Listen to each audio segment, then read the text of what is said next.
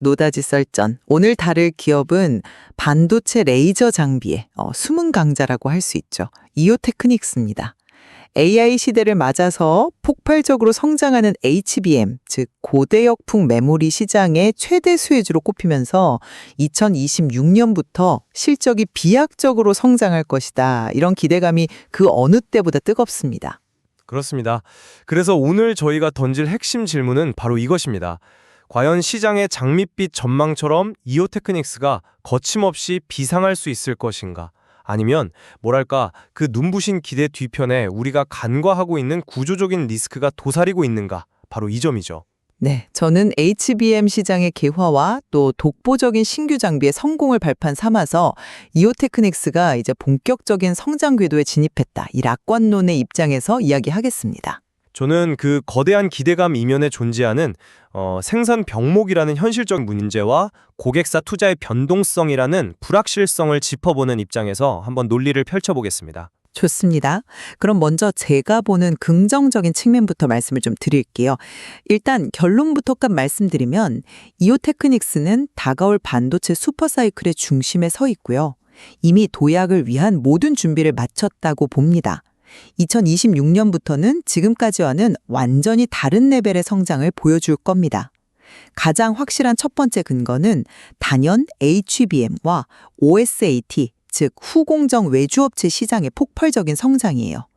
당장 올해 2025년 5월부터 주요 고객사의 HBM용 커팅 장비 수주가 정말 쏟아지기 시작했고요. 다른 잠재 고객사들의 문의도 빗발치고 있습니다. HBM을 시장이 열리고 있다는 건 명백한 사실이죠. 근데 그 열린 시장의 과실을 이오테크닉스가 온전히 다 가져갈 수 있을지는 이건 전혀 다른 문제 아닐까요? 결국 모든 장비 업체의 실적이라는 게 고객사의 투자 집행에 달려 있는 거잖아요. 반도체 경기는 아시다시피 변동성이 크고 특히 첨단 공정에 대한 투자는 천문학적인 비용이 드니까요. 고객사들이 언제든 계획을 늦추거나 축소할 수 있는 리스크가 항상 존재합니다. 물론 모든 장비사가 안고 있는 공통적인 변수입니다. 하지만 다른 장비사들과 달리 이오테크닉스는 그 리스크를 상쇄할 아주 강력한 무기를 갖췄다는 거죠.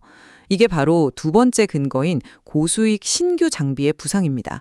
특히 디본더 장비의 약진이 아주 눈부시거든요.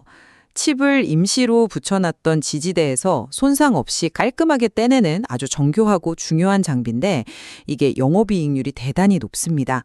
기존 하회 고객사는 물론이고 최근 국내 OSAT 두 곳에서도 추가 수주에 성공하면서 시장을 넓혀가고 있죠.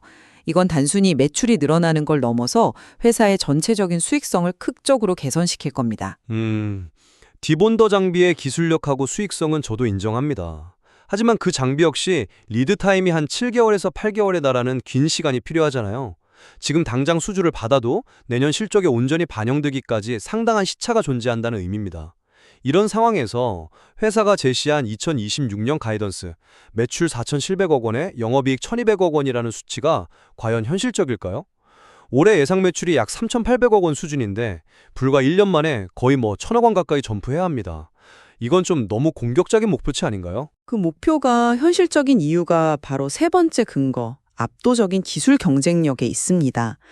대표적인 게 바로 어닐링 장비예요.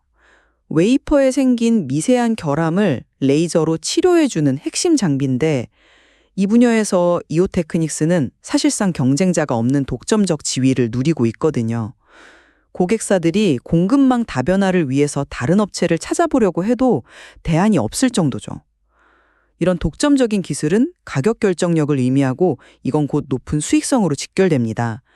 디본더와 어닐링 이 두 고수익 장비의 매출 비중이 커지기 때문에 25%가 넘는 영업이익률 달성이 가능한 구조라는 겁니다. 그 어닐링 장비의 독점적 지위, 분량의 강력한 무기입니다. 하지만 저는 바로 그 이면에 치명적인 약점을 좀 지적하고 싶습니다. 바로 생산 병목 현상입니다. 어닐링 장비를 포함해서 이오테크닉스 핵심 장비에 들어가는 고도화된 광학계 부품은 독일 자회사에서 만드는데 이게 기술적 난이도가 워낙 높아서 제작에만 6개월이 걸립니다. 문제는 이 부품을 만들 수 있는 숙련된 기술자가 전 세계적으로도 극소수라는 점이에요. 이건 마치 F1 엔진을 만들 기술은 있는데 그걸 조립할 장인이 세상에 몇 명 없는 것과 비슷한 상황인 거죠. 말씀하신 부분도 일리가 있습니다만 저는 그 문제를 좀 다른 각도에서 보고 있습니다. 그것은 모든 첨단 기술 기업이 폭발적인 성장을 할 때 겪는 일종의 성장통으로 봐야 한다는 거죠. 회사가 이런 문제를 모를 리가 없죠. 바로 그 문제에 대한 해답이 네 번째 근거인 선제적인 생산 능력 확보입니다. 내년부터 안성신 공장에 6,000평 규모의 대규모 클린룸 시설 투자를 집행하거든요. 이 증설이 완료되면 현재 연간 7천억 원 수준의 생산 능력이 조 단위 이상으로 확대됩니다. 늘어나는 수주에 완벽히 대응할 수 있는 체력을 미리 갖추는 셈이죠. 근데 그 논리에는 제가 선뜻 동의하기가 좀 어렵습니다. 왜냐하면 안성 공장을 아무리 크게 지어도 핵심 부품인 광학계가 제때 공급되지 않으면 이건 그냥 빈 공장을 놀리는 것과 다를 바가 없기 때문입니다. 이건 단순히 공장 부지를 넓히는 물리적인 공간의 문제가 아니라 숙련된 기술과 시간이라는 질적인 문제거든요. 당장 비교적 단순한 마커 장비만 해도 분기에 100대 이상 주문이 들어오면 병목 현상이 생긴다고 해요. 하물며 훨씬 복잡하고 정교한 어닐링이나 디본더는 어떻겠습니까? 이건 단순한 성장통이 아니라 성장의 속도를 제한하는 근본적인 족쇄가 될 수 있다는 겁니다. 그 족쇄를 풀 열쇠 역시 결국 기술에 있다고 봅니다. 어닐링의 독점적 지위는 단순히 물건을 파는 것을 넘어서요. 고객사와의 생산 스케줄 조율에서도 우위를 점하게 합니다. 공급이 수요를 못 따라가는 상황이라면 오히려 더 높은 가격의 장비를 팔 수 있는 슈퍼 을의 위치에 서게 되는 것이죠. 더 나아가서 차세대 기술로 꼽히는 하이브리드 본딩 공정을 주목해야 합니다. HBM의 성능을 한 단계 더 끌어올릴 이 공정이 본격화되면 이오테크닉스의 레이저 기술이 필수적으로 사용될 수밖에 없거든요. 이건 한재의 경쟁을 넘어서 미래 시장을 이미 선점했다는 아주 강력한 신호입니다. 그 미래가 생각보다 멀리 있을 수 있다는 점을 간과해서는 안 됩니다. 하이브리드 본등이 본격적으로 적용되는 시점은 HBM4 2세대부터로 예측되는데 아직 시간이 꽤 남았습니다. 그 전까지는 여전히 주력 시장인 커팅, 그루빙 분야에서 디스코라는 막강한 일본 경쟁사와 치열한 점유율 싸움을 계속해야 합니다. 고객사 입장에서는 공급망 안정을 위해 당연히 멀티벤더 전략을 취하려고 할 것이고요. 하나의 독점 기술만 믿기에는 다른 주력 사업부의 경쟁 환경이 너무 치열하다는 거죠. 물론 디스코는 강력한 경쟁자입니다. 하지만 시장의 패러다임이 바뀌고 있다는 점을 봐야 합니다. 과거에는 단순히 웨이퍼를 잘 자르는 것이 중요했다면 이제는 HBM처럼 여러 층으로 쌓인 칩을 얼마나 더 얇고 더 손상 없이 더 빠르게 처리하느냐가 관건이거든요. 바로 이 지점에서 이오테크닉스의 피코세컨드 레이저 기술이 빛을 발하는 겁니다. 기존의 블레이드 방식보다 훨씬 정교하고 효율적이기 때문에 OSAT 업체들의 채택이 빠르게 늘고 있습니다. 경쟁 구도 역시 이오테크닉스에 유리하게 재편되고 있는 중입니다. 신기술의 우위는 인정하지만 신사업 영역의 불확실성도 좀 짚고 넘어가야 합니다. 예를 들어서 PCB 기판용 드릴러 사업은 올해 매출 비중이 10% 미만으로 아직 미미하고 과거 FCBGA 시장에 진출했다가 좀 아쉬운 성과를 냈던 전례가 있잖아요. 글라스 기판용 UV 드릴러 역시 기술력은 뛰어나지만 이 시장 자체가 언제 본격적으로 열릴지 아직은 좀 안개 속입니다.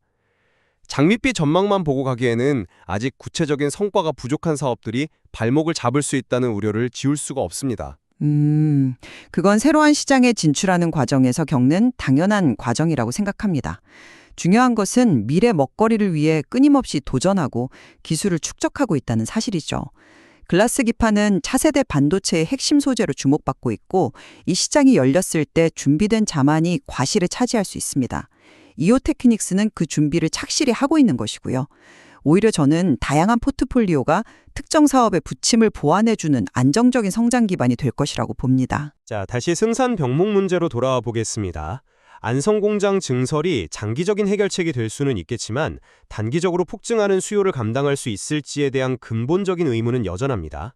핵심 부품 리드 타임이 6개월, 장비 전체 리드 타임이 8개월에 달하는 상황에서 고객사가 지금 당장 더 많이 만들어 달라고 요구했을 때 대응할 수 있는 유연성이 현저히 떨어집니다. 이 기회를 다른 경쟁사에게 뺏길 수도 있는 리스크라는 거죠. 바로 그 지점 때문에 회사가 장기적인 계획하에 생산량을 조절하고 고객사와 긴밀하게 협의하는 겁니다. 첨단 장비 산업은 일반 소비재처럼 주문 들어온다고 바로 찍어낼 수 있는 분야가 아니잖아요. 고객사들도 이 사실을 잘 알고 있기에 1, 2년 후에 투자 계획에 맞춰서 미리 주문을 넣고 생산 스케줄을 조율합니다. 지금 나오는 수주들은 이미 내년과 내후년의 실적을 위한 것들이죠. 따라서 현재의 긴 리드 타임이 2026년 실적 달성에 큰 걸림돌이 되지는 않을 것이라고 봅니다. 오히려 안정적인 수주 잔고는 미래 실적의 가시성을 높여주는 긍정적인 신호죠. 하지만 그 안정적인 수주 잔고가 고객사의 사정 변경으로 하루아침에 취소되거나 연기될 가능성은 늘 열려 있습니다. 실제로 회사 측에서도 2026년 가이던스에 대해서 마커 장비 수주는 확실하지만 나머지 고가 장비들은 아직 확인이 필요하다는 굉장히 조심스러운 입장을 보였습니다. 이건 회사 스스로도 미래의 불확실성을 인정하고 있다는 방증 아닐까요? 이 부분을 너무 낙관적으로만 해석해서는 안 됩니다. 저는 그것을 불확실성이라기보다는 신중함의 표현이라고 해석하고 싶습니다. 회사가 보수적인 관점에서 목표를 제시했지만 시장 상황은 그보다 훨씬 빠르게 좋아지고 있습니다. AI 시장의 성장은 이제 시작 단계이고 HBM에 대한 수요는 향후 몇 년간 기하급수적으로 늘어날 것이 확실합니다. 이 거대한 흐름의 가장 핵심적인 길목에서 독점적인 기술력을 갖춘 이오테크닉스가 수혜를 보는 것은 너무나도 당연한 이치입니다. 자, 마지막으로 정리하자면 이오테크닉스가 훌륭한 기술력과 엄청난 성장 잠재력을 가진 기업이라는 점은 누구도 부정할 수 없는 사실입니다. 저 역시 그 점에는 전적으로 동의합니다. 하지만 그 잠재력이 현실의 숫자로 찍히는 과정은 결코 순탄치만은 않을 겁니다. 고객사의 투자 결정이라는 외부 변수, 핵심 부품의 안정적인 수급이라는 내부 과제, 그리고 디스코와의 경쟁 심화라는 시장 상황, 이 세 가지 큰 파도를 모두 넘어야만 합니다. 특히 이 생산 병목, 즉 공급망 리스크를 어떻게 관리하느냐가 이오테크닉스의 성장 속도를 결정할 가장 핵심적인 변수가 될 것이라는 게 제 최종 의견입니다. 저 역시 최종적으로 정리하겠습니다. 리스크 요인은 어느 기업에나 어느 시대에나 존재합니다. 중요한 것은 이오테크닉스가 HBM이라는 거대한 시장 변화의 중심에 서 있다는 사실, 그리고 디본더와 어닐링이라는 누구도 흉내낼 수 없는 강력한 무기를 손에 쥐었다는 점입니다. 선제적인 대규모 투자와 다각화된 포트폴리오를 통해 과거와는 다른 차원의 기업으로 도약할 준비를 모두 마쳤습니다. 시청자 여러분께서도 이 거대한 변화의 시작을 반드시 주목하셔야 한다고 생각합니다. 단기적인 변수보다는 구조적인 성장의 큰 그림을 보아야 할 때입니다. 결국 오늘의 논의를 종합하면 이오테크닉스의 미래는 폭발적으로 밀려오는 수요의 파도를 안정적인 생산 능력이라는 배로 얼마나 잘 건너갈 수 있느냐에 달려있다, 이렇게 볼 수 있겠습니다. 맞습니다. 압도적인 기술력과 시장의 뜨거운 기대감, 그리고 공급망 관리라는 현실적인 과제 사이의 팽팽한 긴장감 속에서 이오테크닉스가 과연 어떤 성적표를 보여줄지 앞으로의 행보를 꾸준히 지켜볼 필요가 있겠습니다.